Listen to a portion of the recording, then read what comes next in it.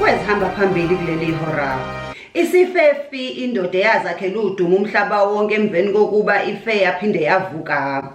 Le ndoda eyaduma umhlaba wonke emveni kokuba ibonakale ivuka ebhokisini ivuswa ngumfundisi naye osezakhela udumo umhlaba wonke uPastor Lekawu.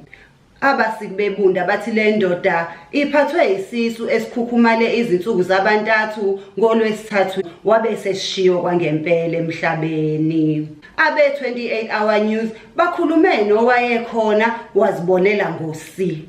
Ngikhona abatshela ngathi hayibo lo muntu ovuke ekufeni ngabe uyathatha iswe kodokotela bayombheka wathi umthandazo unamandla ngathi hayibo musana ukunika umuntu amasaladi kwasho ukuthi ke mina vele mengikhuluma kube ngathi ngikhuluma amanyalology angithi ngithathwa otherwise mina la eSouth Africa rather than danke Pitoli ufileke manje fokwesibili kunjani makunje apha mangami ngasho ngathi mina amasaladi azomgulisa ke awukaze nje uvuke ebox into yokuqala oyinikwa yiplate elamasaladi kaze kade sasihambe imingcwaba sikaze sishare ukudla nezidumbu singazi-ke noma mhlawumbe ufuna ukushaya ngenye surprise mhlawumbe uzovuka naye ngosuku lesithathu njengobra Jesus Christ sasobona khona soke sibona.